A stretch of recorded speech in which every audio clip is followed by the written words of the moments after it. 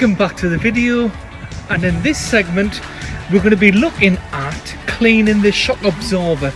It's covered in under seal, so I do have fluids, and I'm sure you can guess from the jerry cans what it is.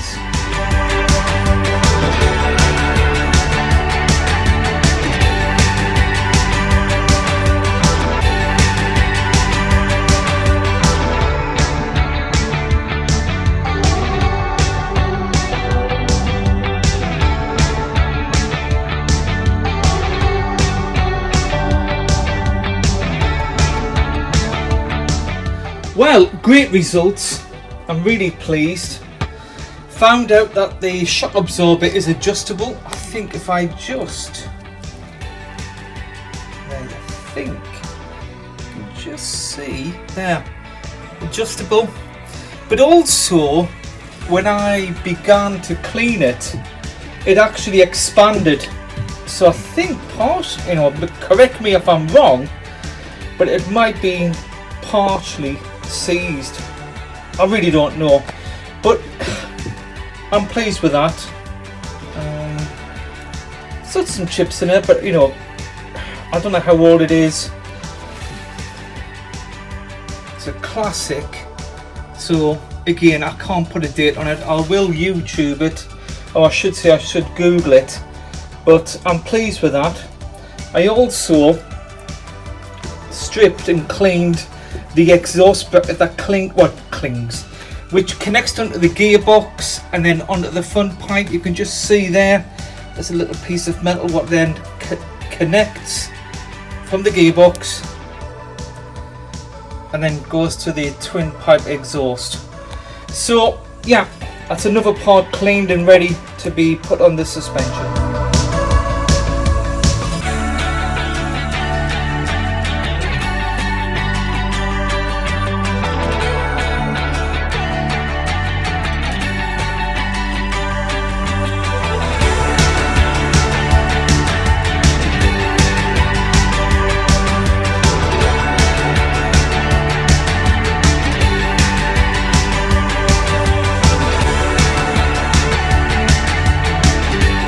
Well, this was a puzzle, just getting all the right bolts and washers and making sure all the correct split pins and poly bushers. You can see I've got some brake caliper fixing kit.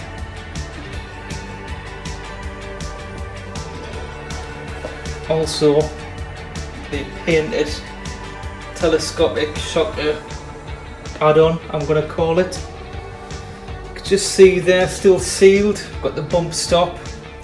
I do have a number of locking bushers or locking nylon nuts which are spare, which I'm sure go with the wishbone.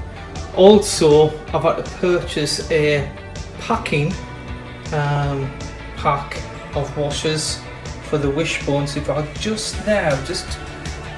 slowly zoom in, I do have to paint parts of the wishbone, just chipped, paint peeling.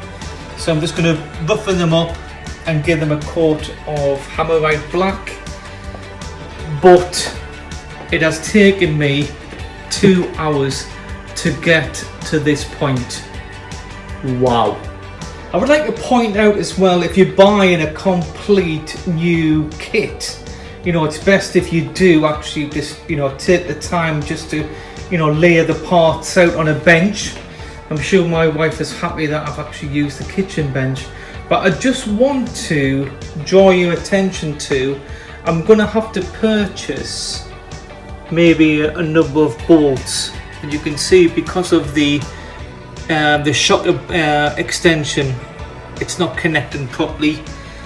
And you can just see there, that's fine at the top. However, this bolt here is just too short. I'll double check it, but I know that I'm going to need another bolt. I said before about the nylon locking bolts, and I'm sure they are the same size.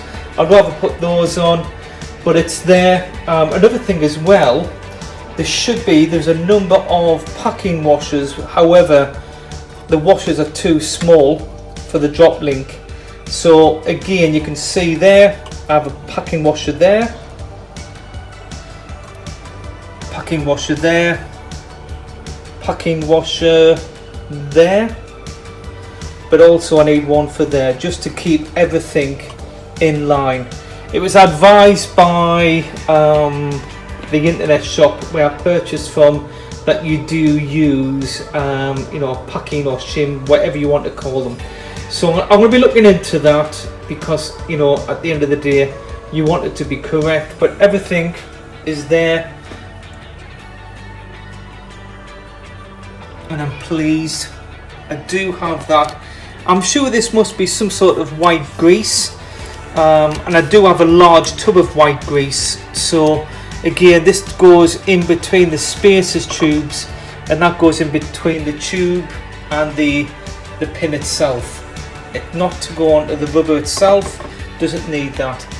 So again, I just thought I would point that out. Again, a big learning curve, and again there's this number of wheel bearings which I've purchased, but it's looking good.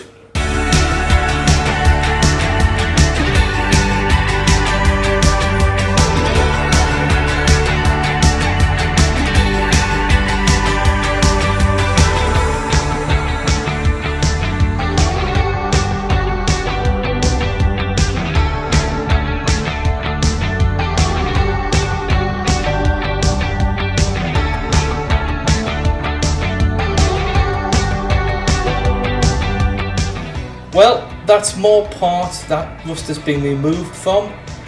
This is going to be a short video this week, been very busy with work and family. So like, share, subscribe, and hopefully next week it's going to be setting up the wheel bearing and putting it all together onto the car. Bye for now and have a good week.